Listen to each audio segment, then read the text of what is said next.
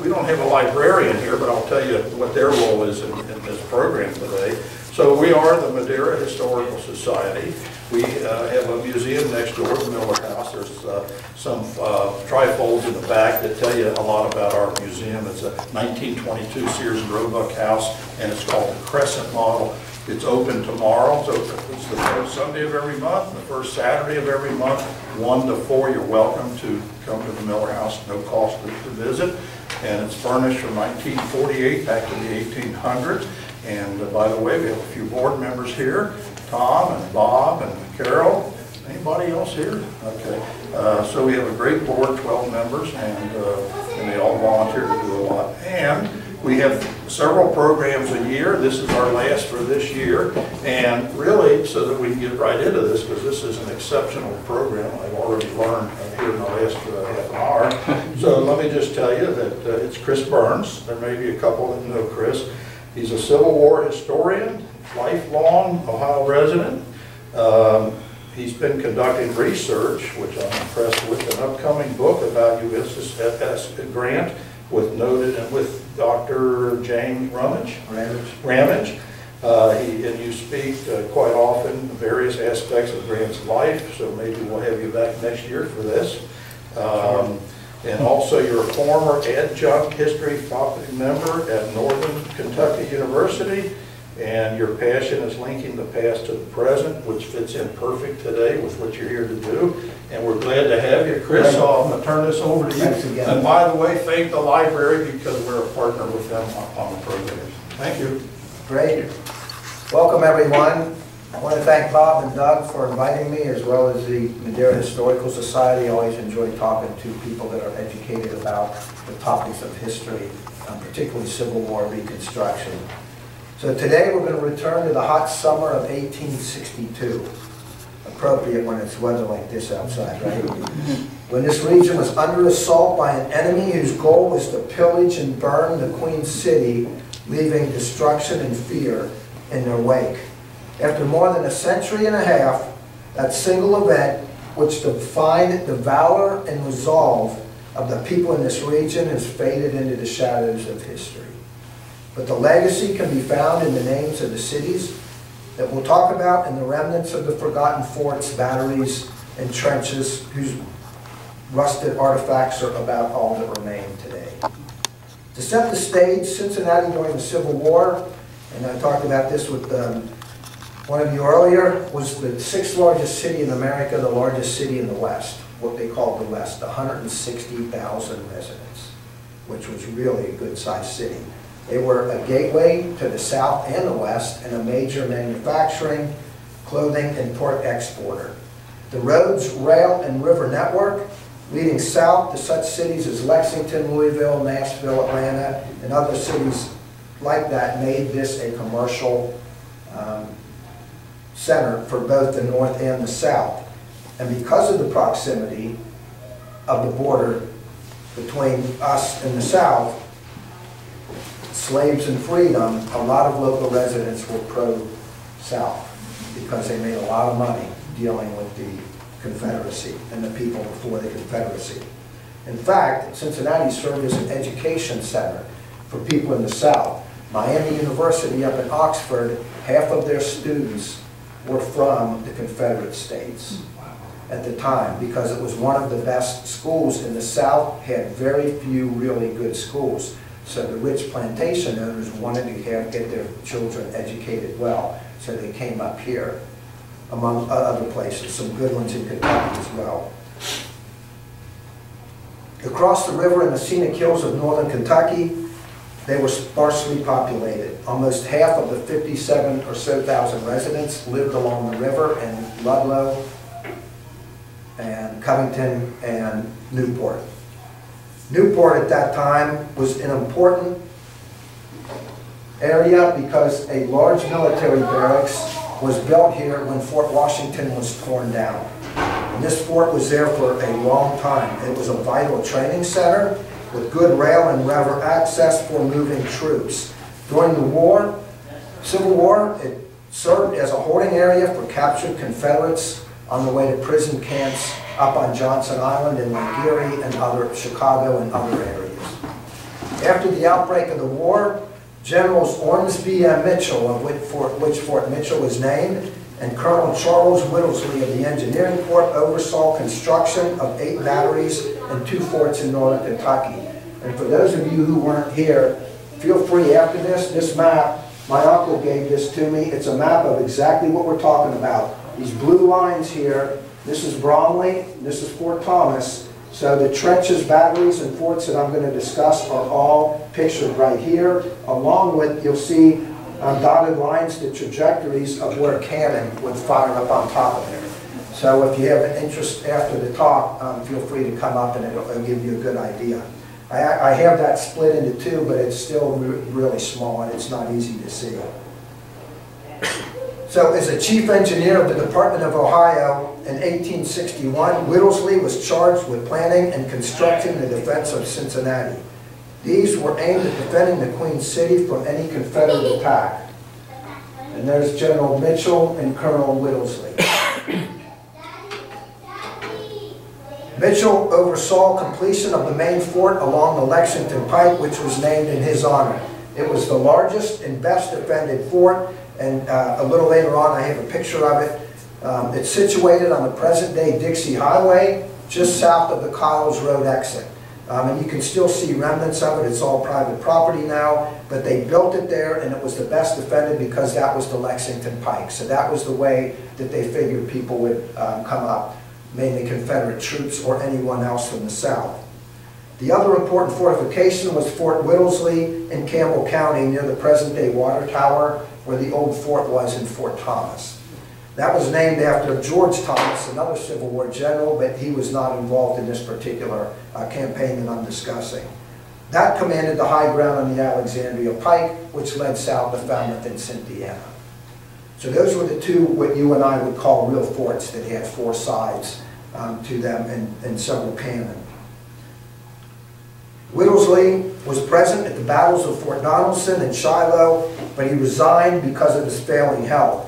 He did return to service when they asked him, however, to assist directing the civilian and military labor during the siege.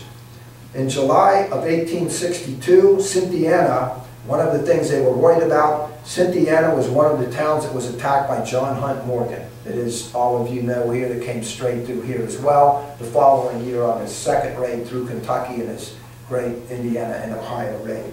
So they were very concerned about that. And that's one of the reasons that they built these forts.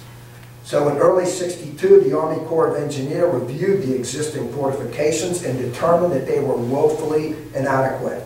A few cannon were installed there on the hilltops, but there were no trenches or lines of defense between them. And that left huge gaps that could be easily breached by any Confederate troops who had experience. The ensuing threat by the Confederates would change the ill-prepared city in a few short but extremely tense weeks. During the humid summer, the war was not going well for the Union. The Confederates were winning battles in the east and controlled most of Tennessee. In order to take the fight to the Yankees, Robert E. Lee decided to attack the north in August or September 17th of 1862, still the bloodiest day in American history, at the Battle of Antietam. At the same time, General Braxton Bragg in August commanded the Confederate Army of Tennessee, and he ordered part of his command into Kentucky as a preliminary step for threatening Cincinnati and Louisville. The plan of that attack was scheduled for early August using a 2-pronged approach. And there's Braxton Bragg and 2 other generals we're going to talk about, Henry Heath and E. Kirby Smith. And this is not always easy to see. I guess I'm looking for that. Is there a pointer? Yeah. Red button. Oh, the red, okay. Well, we'll start. It was there. Oh, was it? Looked like over on the left side. Yes, Yeah, there it is. It's somewhere there. Maybe we need to turn the other lights off, that might be too. Yeah, I can't. And, you know, So, it's up there. Anyway, Bragg is down here in northern Georgia, and his force is in Chattanooga. Meanwhile, Kirby Smith It doesn't want to It doesn't work on the screen. go on there. So, on August 14th, Kirby Smith departs Knoxville and heads into Kentucky, goes over the Cumberland Gap, and we'll talk about in just a minute, and attacks Richmond. Meanwhile, Bragg, with his force, comes up along what's now, where crosses I-75 and more towards Bowling Green to threaten Louisville. So you have a two-pronged attack from the south coming up. And here's Rosecrans down here in northern Alabama that moves up and begins to keep and defend Nashville and some of the towns along that way, knowing, so they're moving essentially at the same time. This was the only time in American Civil War that the Confederates attempted to attack northern areas. Maryland and Kentucky were non-Confederate states, as you know. They were border states, and it's the only time that they had an attack on the west and the east at the same time.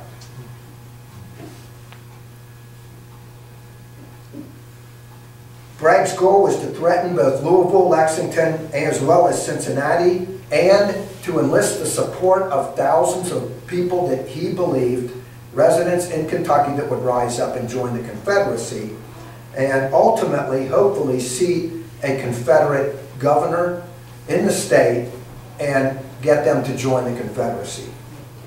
The leaders in Washington, as you can imagine, were extremely concerned about these rumors, and with good reason. Lincoln and Secretary of War Edwin Stanton began firing off telegrams telling the generals to be aware. The fear drove Stanton to reorganize the military district of the Ohio in August of 1862.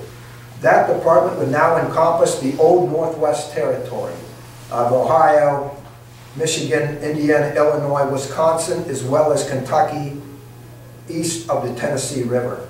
Major General Horatio G. Wright of Fort Wright fame was assigned the command. And here's the Union commanders here that we're going to talk about: Horatio Wright and General Lew Wallace, who's from Indiana. On August 29th, as you saw from the map, General Kirby Smith and his Confederate forces marched over the Cumberland Gap, where they met only token resistance. His troops, many seasoned from Shiloh and other smaller engagements, advanced straight into Richmond, and they routed the Federals under Union General John Carlos Buell. One of the most lopsided battles of the war that nobody knows much about. The Confederates attacked with 6,800 troops, and they lost only 78 killed and 372 wounded. And that's extremely light for a Civil War engagement. The unprepared and unexperienced Union ranks, many from Ohio and Indiana, had never seen battle before. They, in turn, had 6,500 troops, and they lost 200 plus killed, 844 wounded, and over 1,000 captured and missing. That's normal for the Civil War battles. From Richmond, Smith attacks Lexington, and on September 2nd, he rode in with local hero, Confederate raider John Hunt Morgan. Smith told the local residents, many who cheered his arrival, that they came not as invaders but as liberators.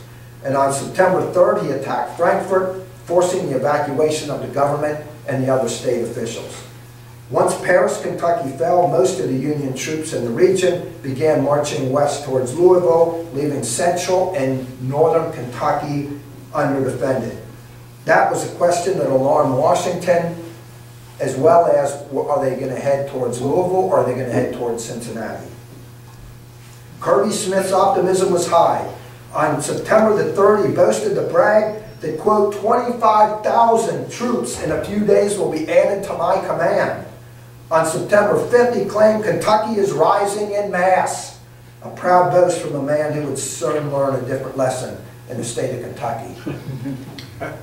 Meanwhile, 80 miles north in the Queen City, General Wright, who was responsible for Cincinnati's safety, acted quickly. From his headquarters in Louisville, he telegrammed Indiana native Major General Lew Wallace on September 1st to fall back to Cincinnati and assume command. At the time, Wallace was in Paris, Kentucky with federal troops, but he left immediately for Cincinnati. He took up headquarters in the famous Burnett House on 3rd and Vine, known for much of the 20th century or 19th century as the most elegant hotel in the Midwest. This was 3rd Street, right on Vine Street, and this is 3rd Street. So it was right on the river. Visitors included several presidents, other international and national dignitaries. President Lincoln traveled there on his way to Washington after winning the election of 1860, and in 1864, Generals Ulysses Grant and William Tecumseh Sherman met there to decide the planning of Sherman's march to Atlanta and his march to the sea in Savannah. So it was a very important historical part of Cincinnati. Cincinnati Mayor George Hatch at first considered surrendering the city, if you can imagine that. But neither Ohio Governor David Todd or Wallace would even consider it. So they basically forced him to dispatch an order that said, quote, in accordance with the resolution passed by City Council, I hereby request that all business of every kind and character be suspended at 9 a.m. this day, and that all persons, employers, and employees assemble in their respective wards in their usual place of voting. They need to organize themselves in such a manner that may be thought the best for the defense of the city. Every man of every age, be he citizen or alien, who lives under the protection of our laws is expected to take part in the organization. Cincinnati at the time remained extremely vulnerable, not only from inadequate defenses, but very low number of seasoned troops. The few experienced troops guarding the Queen City included the 96th Ohio Valley Infantry, 3 companies of U.S. infantry, 400 raw recruits at the Newport Barracks, and several hundred more training at Camp Dennison, as you know, just east of here a little bit. By the fall of 1862, Camp Dennison was a major training ground for infantry, cavalry, and artillery, and also a major medical facility. Those regiments that were formed there were quickly sent off to the ranks, mostly in the Western Theater, which left very few available for the defense of Cincinnati. 2 of the most famous ones that came out of there, the German 9th and the Irish Bloody 10th, as they called themselves, both completed training at Camp Dennison. The 9th was led by Robert L. McCook, one of the fighting McCook brothers, and the 10th by local hero William Haynes Lytle, of which Lytle Park and Tunnel are named, who was killed in 1863 at the Battle of Chickamauga. But they both served under Buell and Rosecrans in the Army, but they were further south, so they were not involved in this.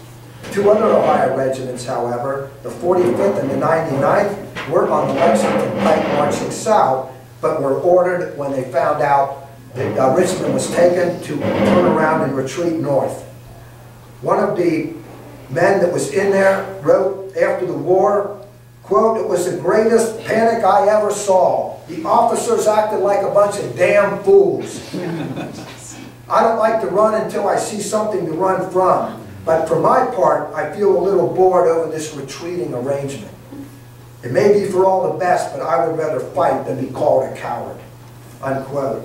They would be counted on heavily as 2 of the more experienced units that would assist in the defense, but those numbers would still be woefully short if an attack came en masse.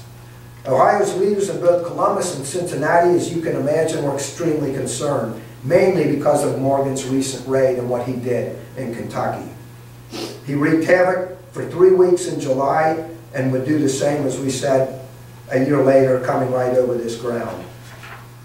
The disruption and fear it spread was another reason that led Bragg to attack the Bluegrass State. Morgan, along with Bragg and other Confederate leaders, believed it would be a slam dunk for the Confederates, resulting in thousands of new volunteers. General Wright was concerned because he knew the city lacked enough troops. Graduating second in his class at West Point in 1841, General Wright had proved himself an extremely capable engineer. But in August of 1862, there were questions about his ability to command troops in the field. He served earlier in the year at Port Royal, the Hilton Head area of South Carolina, and he poorly handled a crisis in Charleston. So he was basically sent back to Indiana, but his handling of the crisis in Kentucky would change his future. Here's the depiction of Ohio Governor David Todd. When news of the Confederate advance reached him, he issued a proclamation to the residents on September 2nd, asking men from each county in the state to form themselves into companies and regiments and, quote, beat back the enemy at any and all points that he may attempt to invade our state. He notified General Wright, alerting him of his call for troops and to prepare for thousands of volunteers to come into the city. And volunteer they did from counties all over the state and Indiana. In fact, the first 2 days alone, over 14,000 men flooded into the Cincinnati area to defend the city. Noted Cincinnati businessman William Howard Neff was one of many residents who was concerned for the safety as well as the assets that would be destroyed if they attacked. He surmised that if the rebels took possession of the city for only 24 hours, they would ransack the stores, steal money from the banks, and destroy the city by fire. But even worse than all that, it would have been as demoralizing to the Union troop and effort as it would be inspiring to the Confederates.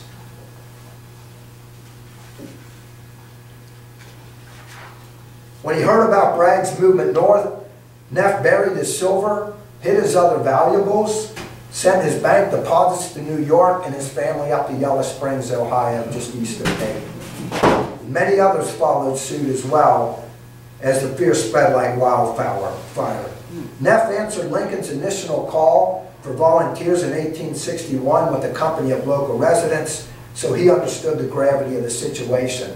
And to the credit of the city, many of those same people rose to the occasion and volunteered once again and named their regiment the Pearl Street Rifles. They would do their part to stave off any Confederate attack. On September 1st, Wright proceeded to Lexington to assess the situation. In his absence, Wallace remained in Cincinnati to take command and of the troops that were arriving. Wright knew General Wallace had experience in the Mexican War as well as the battles of Fort Henry, Donelson, and Shiloh, and he quickly turned to him for support in this situation. Wright issued a proclamation to the citizens of Cincinnati saying, "The undersigned, by the order of Major General H.G. Wright, assumes command of Cincinnati, Covington, Newport, and the hills in northern Kentucky. It is fair to inform the citizenry that an active, daring, and powerful enemy threatens them at every consequence of war. Yet these cities must be defended with every consequence of war, and they must assist in the preparation. Patriotism, duty, honor, and self-preservation call for them to labor, and it must be done equally by all classes." In other words, he cared not whether you were rich or poor, whether you were Irish, German, immigrant, black, white. He expected you to do your part, and he put out a call stating, quote, "Citizens for the labor, soldiers for the battle." Wallace suspended business in the city and ordered all citizens to assemble and be ready to carry out orders. He surmised that for those residents that didn't really understand the threat, that they would understand the danger, quote, "once the milkman was shut out and the baker shut in." In its lead editorial in the Cincinnati Gazette, it declared, to arms, the time for playing war has passed. The enemy is fast approaching our river. Kentucky has already been invaded, and our cities for the first time since the rebellion are seriously threatened. Let us prepare to resist an army 100,000 strong bent on our destruction. Back in Cincinnati on April 4th, Wright met with Wallace, and together with Whittlesey, they devised a plan that would upgrade and complete the defenses. They would link the existing forts and batteries with trenches and create a strong, defensible position along the scenic hills and the valleys in rural Campbell and Kenton County. After careful reconnaissance, they were confident that that plan would protect the city from any attack. And this is the same taken from here So up here is Bromley, and this is DeVue Park.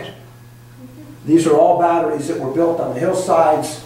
Here is Highland Avenue, Kyles Lane, so the exit, the I-75 exit is right in this area. Battery Hooper, I'll show you a picture of later, that's where the James Ramage Museum is. The trenches come down, straight up Fort Wright, and then down the hill, right over, this is Route 17, coming out of Independence, and they followed all along there, and then crossed over the Licking River into Campbell County. This is a picture that I just took very recently. I-75's up here. This is Highland Pike. This is the Ramage Museum where Battery Hooper was, and the trenches followed this line all the way down. As you can see into, this is obviously Latonia now, all the way down and finally crossed the river. There's the bridge, a depiction of the bridge over the Licking River, a pontoon. They built this on a pontoon here, as you can see. And here's the Campbell County trenches when it crosses the pontoon bridge right here. Goes up into Southgate. This is all Southgate here, and then Fort Mitchell, and here's Fort Whittlesey that we talked about, and the Ohio River over here. So they basically, the goal was to completely surround northern Kentucky so that they could not get in between there and attack the city. That would be the first line of defense. The second was the Ohio River. To protect that vital transportation waterway, Wright ordered 16 old steamboats from the East End shipyards, which are along Columbia Parkway just east of the city, to be armed with cannon. And they patrolled the river night and day as long as this threat was imminent. The final defense came on Price Hill, Mount Adams, and the foot of the huge foundation of the unfinished Roebling suspension bridge. So the bridge had been started, the foundation was on both sides, but they stopped it because of the war, so it wasn't finished until after the war. So this is Mount Adams, and this was called Lanestown right here, which is now Dayton, Kentucky. Nothing in between there, as you can see, but you can see these cannon along here in Mount Adams. There's what it looks like today, just to give you an idea of how much growth and the difference between 1862 and 19. I think that's a couple of years old.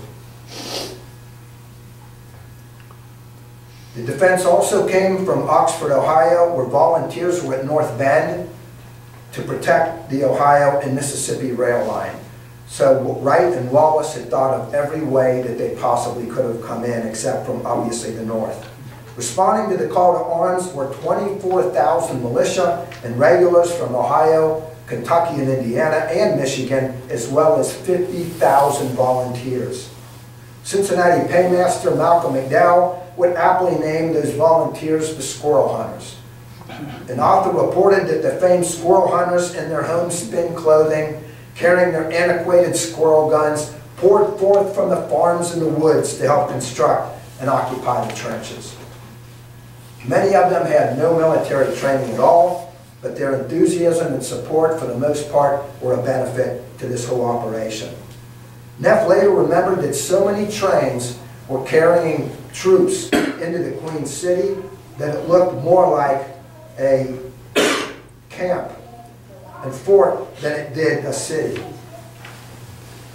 At 5th and 6th Street markets, canteens staffed by women were organized. The police were used as provost guards, and they were put on every corner to ensure that every able man was involved in this. Only the artists and a few other entertainers were allowed to stay in the city for entertainment while this was going on. As an incentive, residents in the Cincinnati area and surrounding communities sought donations to pay the troops between $1 and $1.50 a day for their efforts. And records show that between September 3rd and 8th, an average of almost 18,000 volunteers signed up each day, and that number increased slowly the following weeks. It showed that 65 counties were represented with volunteers numbering almost 16,000 men. That, however, is considerably less than the actual number because most people did not sign up and register for this. They just came in. Governor Morton of Indiana clearly understood the threat as well. He sent trainloads of ordnance to Cincinnati as well as hundreds of volunteers since they bordered the counties that bordered the Ohio. An issue for the volunteers was lack of basic supplies, including arms, tents, and blankets. Those without weapons received old foreign muzzle loaders. Several volunteers wrote afterwards that they actually feared firing those more than they did actually having to fight the Confederates. A few units without supplies sought the help of local residents who gladly assisted in the cause. To assist in the preparations, local women made valuable contributions as well. They formed clubs that focused on the greatest needs. Some passed out blankets, some sewed bandages and tourniquets, while others baked meals. And still others waited tables day and night in the markets downtown at 5th and 6th Street, which had commandeered as a central commissary and gathering place. To help ensure safety in the city limits, especially with the untrained squirrel hunters, the sale of alcohol was banned in the city limits. The Cincinnati Gazette reported, quote, "Wholesale liquor trade is prohibited except to the extent of supporting druggists. Merchants are allowed to ship to points not less than 30 miles beyond the city unless it's for the pharmacies." The siege, as you can imagine, also adversely affected business as well. The reports were business was exceedingly slender, being that the 5th and 6th Street markets are being run by the military authorities. And prices were extremely high as well. Another major affecting them was transportation. Again, we talked about the suspension bridge was not completed, so the Ohio River had no bridge across it in this area. So this is a picture depicting what was going on here. You can see steamboats literally moving men from the Cincinnati. You can see how long these lines are, just sitting there waiting until these steamboats can move them back and forth. Governor Wallace was distressed at the amount of time it took to do that. He consulted a Cincinnati architect named Wesley Cameron regarding the feasibility of building a pontoon bridge to span the Ohio like they had done in the Licking River. Remember, at the time, the Ohio River was only 1/3 to 40% the height that it is now, right? Because it did not have any dams. So crossing that was not nearly as hard. And it had been a hot summer, so the river was already at a low point at this time. Cameron agreed, and to the surprise of many, soon constructed a bridge of empty coal barges lashed side by side. And more incredibly, he accomplished this in only 30 hours after he was asked. And here's a picture of the bridge with right at the head. This is coming from Cincinnati, so there's the Cincinnati riverfront in 1862. Here's the same kind of a picture. This is from the Covington side or Cincinnati side looking back, and as you can see, the unfinished foundation for the suspension bridge there. But you can see how built up Covington was at that time as well. Chris, could you go back one slide? Was that Burnett House on the left there that you talked about before? The back side of it? Here? No, the big one on the right. Yeah, right there, right, that whole big building. No, the Burnett House wouldn't have been that big. Okay, just curious. I don't know exactly where this thing was built. Okay. And is this an actual depiction of it as it was at the time? Right? We don't know unless we looked at the actual picture. Does that answer your question? Okay. So on September 6th, Wallace reviewed the elated troops as they marched down Vine Street. Neff remembered proudly as the Pearl Street Rifles headed toward the river. As we marched down Vine Street, he said, we heard deafening cheers and hurrahs with ladies waving their handkerchiefs. And here's a picture of that, the troops coming down Vine Street. Here's the women with baskets of bread and all kind of goods supporting the men. There's a band up here playing as well. September 6th from Frank Leslie's Weekly. But Neff said, once we crossed the river, we got a very different reception. The sidewalks in Covington were lined with rebel sympathizers who jeered and hooted as we passed. The troops were ordered to say nothing but continue on their way and finish their job, and that they did. So Wallace, who had heard enough, pressed the local Confederate sympathizers into service to help building the defenses as well as the volunteers from Cincinnati, and that did have the ability of quieting down the opposition while this was all going on. Local writers as well as national reporters came in and talked about some of this, and I'll talk about some of their stories in a minute. The Gazette, watching this happen, reported that never before in their history did Cincinnati present so inspiring a state as yesterday. From all quarters of the compass they came on horseback and on foot with squirrel rifles, shotguns, and bayoneted muskets. It demonstrated that our people will never surrender to the Confederacy. The provost marshals, as we talked about, many who were Irish descent and prejudiced, decided to round up all the blacks living in the city at that time, which was quite a few thousand. They seized them from their homes, some at bayonet points, and put them in a mule pen on Plum Street across from where the cathedral, St. Peter's, now sits. To his credit, General Wright quickly corrected this injustice. He commissioned an abolitionist judge from Ohio named William Dixon as commander of the colored troops. The provost marshals were immediately relieved, and some of their jobs, ironically, were taken up by some of the blacks. Dixon would treat the blacks as men and quickly formed a 700-man unit into what they called the Black Brigade. And here's one of the plaques down at Smale Park. There's about 6 of these down on Smale Park if you've never seen them. There's Judge Dixon and General Lew Wallace. Here's another one of them, of the Black Brigade marching. You can see the kids. And they all have, none of them have guns. They all have pickaxes and shovels. And you can see bands in the background and people cheering as they're moving down there. Here's the judge. And there's a few more down there as well. So they marched across the river like everybody else did. And at one point, the Pearl Street Rifles were settling in northern Kentucky, over in the Southgate area in Campbell County, and they noticed the Black Brigade assembling behind them. Neff said the amateurs chosen to make the morning meal had caused such distress that they halted the Black Brigade to inquire if any of them were cooks. Well, about 100 of them immediately raised their hands, and he says, for the remainder of our time, we actually had experienced cooks. They found a new avocation that they much preferred to digging. This was one of the first times in the Civil War that the Union Army utilized the service of African Americans to assist in the actual war effort.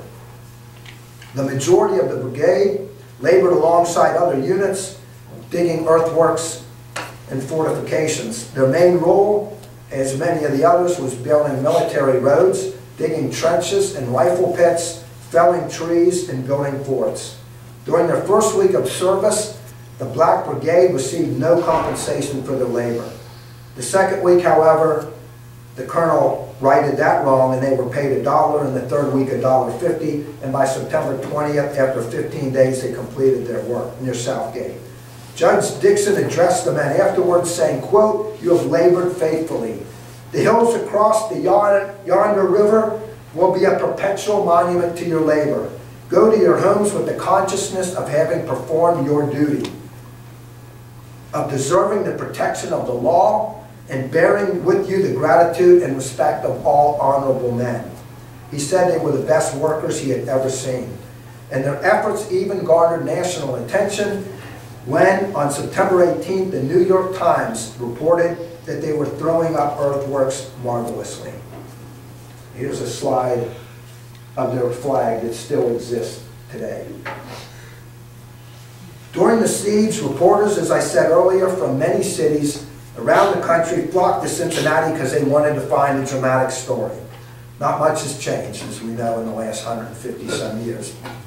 Typical of stories that were published was followed by one reporter who described it in detail. From the security of my hotel room, high in the Burnett House, I have a full view of the battle area, he said. I can observe the battle zones in the Kentucky hills right before me, and the atmosphere is intense. The Ohio River has been spanned, and the hills of Kenton and Campbell counties are bristling with cannon and fortifications awaiting an enemy which is reported to be but 20 miles south. Federal pickets reported several encounters with the rebel scouts probing for weaknesses in the lines of defense. General Wallace directed his officers to caution the defenders, stay behind their breastworks and they will never get through. Here's a slide of Fort Mitchell. This again was the largest of them. You can see how big this was. So the Lexington Pike would be along this route right here, behind this. You can see how well armed it is, the cannon, and the number of men that are actually there. And this again was the key. Finally, the defense by this time, it included 23 batteries, which were partial forts, several miles of newly built trenches, as well as a perimeter in front of these trenches that stretched out about 12 miles south. And that perimeter was the key for the reconnaissance teams to alert the commanders well in advance of any attack on that. This is a slide of Battery Hooper from 3 years ago. This is where the Ramage Museum is in Fort Wright. This is where I was telling you, right off the Highland Pike. I'm sorry, the Highland Pike in Covington. And what you can see from here, this is the bridge, the 275 bridge over the Licking River right here. So that's how far you can see. This is all Route 16 and 17 in the valley there. And this is all the hills of Southgate and around Fort Thomas and Highland Heights in northern Kentucky. So that's why you would put cannon up on that hill. You can see how much ground you could cover with cannon up there. During this event, though, there was no cannon yet placed up on this. Most of the batteries had them, a few of them did not. By September 6th, more military sport was on the way, with several generals making their way there. Wright had everyone involved. By this time, over 55,000 men aided in building these trenches. To maximize the defense, for those of you who know what they did the Civil War in front, they were stripping trees and sharpening the edges to create an abatis or a huge spike. And those were put in front of the trenches in the batteries. This is an old railroad bridge in Campbell County, view looking north of Battery Wiggins. Battery Wiggins sat on the Licking River to make sure that no Confederates came down by boat on the river. And here's just a depiction of them building the trenches, so you can see the felling the wood, throwing it over the hillsides, the generals and the commanders on their horses, but the pickaxes, wheelbarrows, you can see all the work that would have been done in those few weeks. Most of the volunteers were doing this kind of work, but several thousand were also deployed in batteries and fordable places up and down the Ohio River to make sure they could not cross there. Wallace commented later, quote, "Probably no officer in my command at any time during the war had a staff comparable to mine. Cincinnati in that day was the resident of many a fine gentleman. And as fast as they came to my knowledge, I appointed them as aides de camp, and they executed orders promptly without giving me any issue at all." Ironically, women and children were permitted to be on those hills while these were being built, and brought meals and drinks for picnics. So it was pretty enjoyable for them to see their families out after all that hard work. and it made a family affair. However, they ended abruptly on September the 11th due to the approaching Confederates. Here's Henry Halleck and Kentucky Governor David Robertson. General Halleck was extremely concerned about the safety of both Cincinnati and Louisville, and he and Lincoln received a demand from Governor Robinson. Robinson protested, quote, against the withdrawal of any forces for Cincinnati. There are defenses in Cincinnati, natural and artificial, and an ample force, but there are none here near Louisville and none ordered. Please communicate that with the commanding general. Robinson was an interesting character. He was what they called a Henry Clay man. And some of you from Kentucky know what a Henry Clay man was. It was anti-secession, but also anti-abolition. Against fugitive slave laws, but also against emancipation. Just a weird thought, which is why Kentucky remained in the Union and did not leave it, because they felt more strongly about the Union than they did these slaves. That was the bizarre state of politics in Kentucky during the Civil War.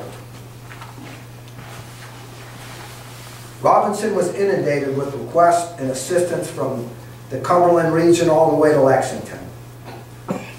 Back in Cincinnati, General Wright was beside himself trying to placate both the governor of Kentucky and Washington. An impossible feat, as we all know, even on the best day. Meanwhile, on September 6th, Kirby Smith's troops were spread between Lexington and Frankfort, and soon after, General Bragg's and Buell were racing desperately to reach Louisville first. Cautiously, the Confederates decided to advance a limited number of their forces northward. General Kirby Smith split his forces into two out of 12,000, and he had about 8,000 march north, taking Georgetown and spreading out also from Cynthia, and came up both sides, as we talked about, the Alexandria Pike and the Lexington Pike, towards Cincinnati. Once they reached Northern Kentucky, they spread out to take Williamstown and Falmouth. So the invasion, as you can imagine, terrified the farmers and other residents who were forced to drive their livestock and other valuables north, seeking protection of the Union Army. Various rumors from frightened citizens reported that as many as 60,000 soldiers were on the road marching north. But Wright knew that reports both from military and especially civilians were way overestimated many times, but he understood the threat. Once they reached Walton, General Heath went into camp, and from there he dispatched several scouts in reconnaissance to determine the real strength of the Union defense. When they talked about locals, they told him that it was only staffed by inexperienced squirrel hunters and would not be hard to take out. In fact, Bragg reported that he had over 15,000 additional rifles, some captured by Smith, to equip the residents that he assumed would rise up against the Yankees. Heath halted his march just south of Fort Mitchell and camped on September 10th. On the morning of September 11th, he sent out a reconnaissance to probe those lines.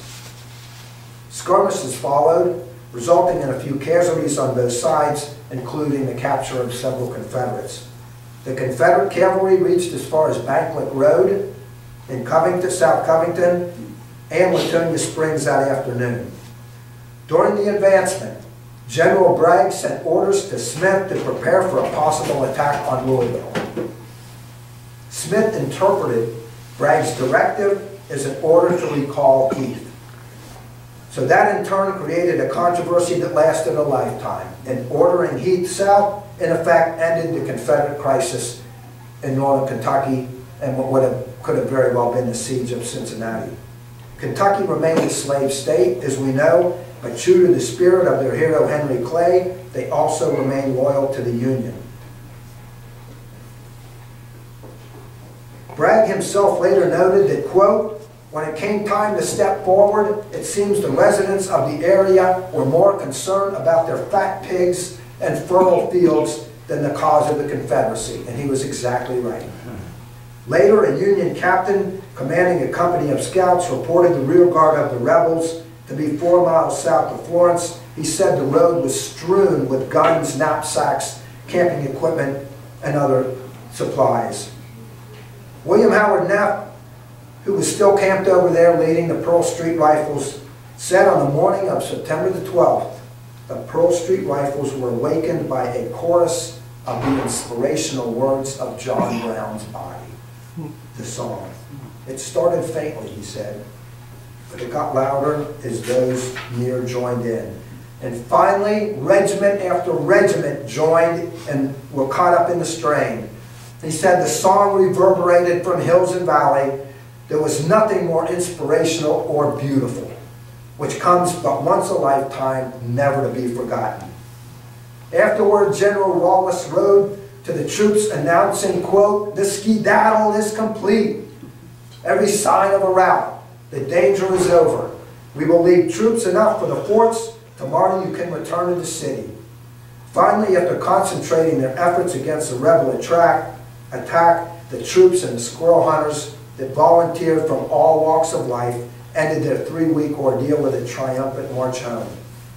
As they returned, the streets, again, just like when they started, were lined with women and children and politicians and others in the parade as they came back across there.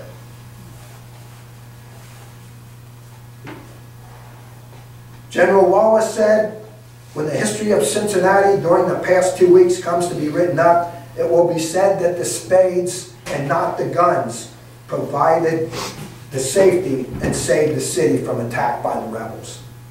No official pursuit was ever ordered of the military forces, but actually several regiments of cavalry, or not regiments, but batteries of cavalry did move south and harass the rear guard of Heath's men. So the Confederacy's only major invasion of Kentucky was to continue for another few weeks. And finally, on October the 8th, near a small crossroads named Perryville, the armies of Generals Buell and Bragg finally literally stumbled into each other and initiated the bloodiest battle in Kentucky during the Civil War. Tactically, the Confederates got the better of their northern counterparts, but Bragg, realizing that he faced a numerically superior foe, determined it was time to retreat. In the end, Smith and Bragg had miscalculated. Kentucky had not risen up en masse to join the cause. Heath later made light of the defenses, and he believed that the skirmishing convinced him that the federal forces in front of him could be easily overtaken. And then a dispatch came from Kirby Smith, he said, positively ordering that no attack be made on Cincinnati. Heath was a strong supporter of Smith, and he blamed the failures of the Kentucky campaign on Bragg. Upon reaching Richmond, Virginia, after this campaign was over, Heath met directly with Confederate President Jefferson Davis, and he told him about Bragg's reputed incompetence. He said, quote, "There was no man in either army who was Bragg's superior as an organizer and a disciplinarian, but when he was in the presence of the enemy, he lost his head." In 1908, the Ohio General Assembly passed a resolution as recognition, and it awarded each squirrel hunter $13, which was equal to 1 month's pay, for an Ohio militiaman in 1862. And this is a copy of one of the discharge papers for them. You can see the antiquated squirrel hunter there, and the little squirrel that doesn't look a bit concerned, still sitting up there eating his nut. A poem honoring General Wallace captured the moment and the hero despite its amateur prose, and I'm going to read just a few lines that describe how the community rose up under his direction. The Siege of Cincinnati. Who saved our city when the foe swore to lay it low in its wrath and turned to joy our tears of woe? Lew Wallace, who taught us how to cock the gun and aim it straight and never run, and made heroes of us every one. Lew Wallace, who sat upon his prancing steed astraddle upon a silver-mounted saddle and saw the enemy ski-daddle, Lew Wallace. And so the city was saved. And thus ends our story, unless you want to hear about some of the gentlemen who were a part of this and what happened after the battle took place. If you're interested. Okay. General Ormsby Mitchell was educated at West Point and was a classmate of Confederate General Robert E. Lee. He developed a passion for astronomy, and he was the one that led the effort to construct the second largest retractable observatory in the country, which is still on Observatory Hill over in Hyde Park. It's the older one of the two, in 1843. And he even invited former President John Quincy Adams to dedicate that, which was originally placed in Mount Adams, and that is when they renamed that hill Mount Adams. They moved it because of the pollution in downtown out to where it is now. Despite being over 50 at this time, he enlisted in the Civil War and joined John Andrews' plan on the Great Locomotive Chase, for those of you who know about that, in northern Georgia. He also led a surprise attack on Huntsville, Alabama, that ended up surrendering to him without a shot being fired. He was promoted to Major General, and sent to Beaufort, South Carolina in 1862, but unfortunately he contracted yellow fever and died in November. In his honor, though, the first Civil War freedmen's town was established, ironically, in South Carolina and given the name Mitchellville. So if any of you have been to Hilton Head, as soon as you cross over the bridge, if you would turn left there, and there's very little left, that's where the fort was, and that's where Mitchellville was, on the very northwest part of the island. General Wright, though his reputation prior to the siege, as I said, was under duress, his handling changed the fortunes. By 1864, he would go on to serve as commander of the 6th Corps and forged a relationship with Federal General Phil Sheridan in the Shenandoah Valley. Once that valley was secure, that corps joined the Army of the Potomac to chase Lee after his retreat out of Petersburg in late March of 1865. And Sheridan had such respect for Wright that he asked his corps specifically during the maneuvers that led to the Union victory, rather, at the Battle of Five Forks. After the war, Wright commanded the Department of Texas for a year and eventually engaged in several engineering projects, including the Brooklyn Bridge and finishing the Washington Monument, which took 40 years to build. General Lew Wallace. After Cincinnati was saved, he served in several other capacities during the war, eventually named commander of the 8th Corps.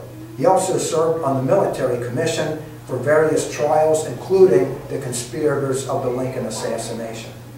After the war, he served in several other capacities and began a writing career, where he published several novels. The most noted would become the best-selling American novel of the 19th century that finally surpassed Harriet Beecher Stowe's Uncle Tom's Cabin.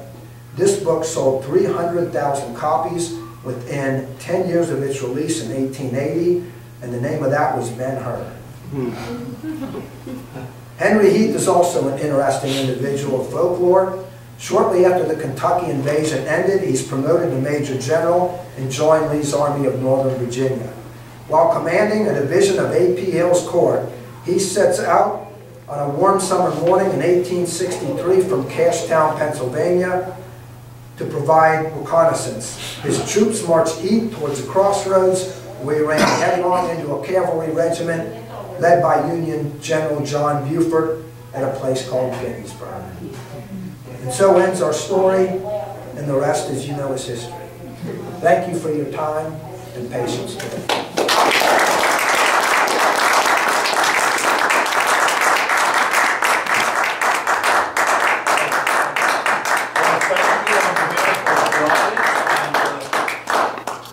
Exceptional program, and we hope you'll be back next year. You and I'll talk about that. Sure. And I want to thank the audience, everybody that attended today, and again, looking forward to seeing you next year, and looking forward to the audience again next year. Sure. Any Thank questions? you for coming. Yeah. Any questions?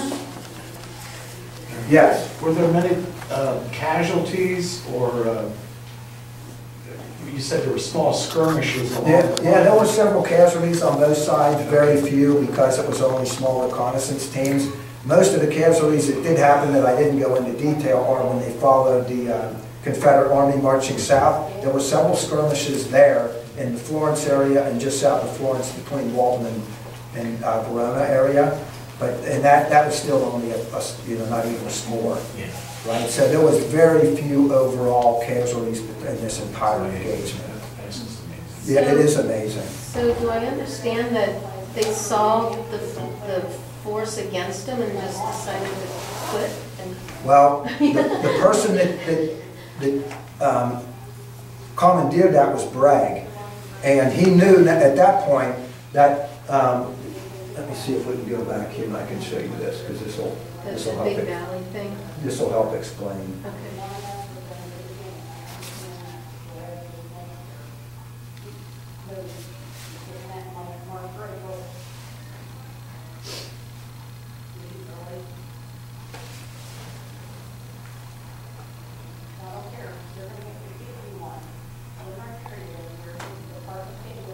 Okay, so here's what happens by that time. By this time, Rosecrans and then Buell are racing towards Louisville, and he saw that against his men, and he knew that Buell had him outnumbered.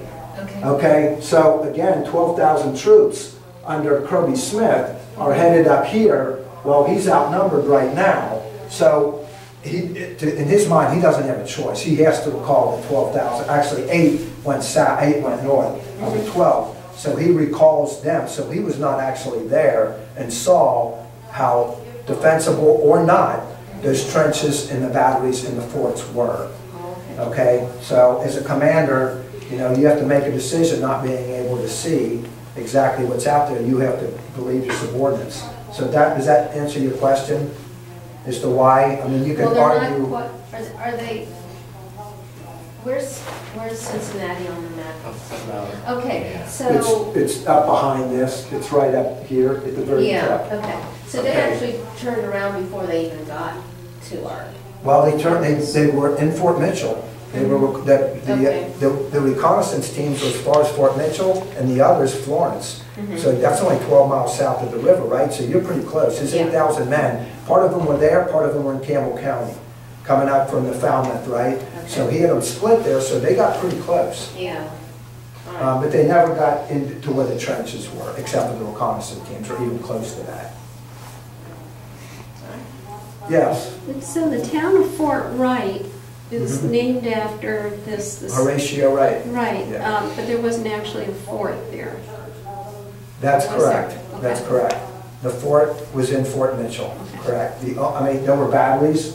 There's batteries in Park Hills and Fort Wright in DeVue Park that are still there, just like Battery Hooper at the Ramage Museum. Yeah, there's remnants of those that are still there. But those aren't really fort. Those are three-sided, right, really single-sided with kind of, if you want to call, two walls on either side to protect it from anything coming in from there. But they weren't actual forts. And there was about 20 of those, 23 I think, between Bromley and Fort Thomas. Anybody else? Yeah, go ahead first. The battery in DeVue Park, is that near the golf course there, or was? Yeah, you can actually, I've been on a hike there, but it's been so many years ago, I can't remember. It's Battery Bates. This is in a wooded area in the middle of the park. Not on the golf course though. That's something, you would have to talk to somebody, and that somebody isn't me, who knows how to find that on a hike. And you can find it fairly easy in the winter, again, if you know where the coordinates are. But yeah, Combs is up there as well. That's up on a high point, and so is Bates. I don't think that's in the park. And I know these aren't, this is all Highland and Kyle's area here. It goes down to 17. So my only question was, you referred to Lexington, was that Dixie Highway? That's what we call, Lexington Pike is Dixie And Highway. it went all the way south, how far? It went past Dixie Highway, it goes all the way down to Florida. That's what I thought. Yeah, I don't know if it's I forget where it ends, So but before we had the interstates, that's. correct, that was the main, yeah, that was the main thoroughfare. Okay.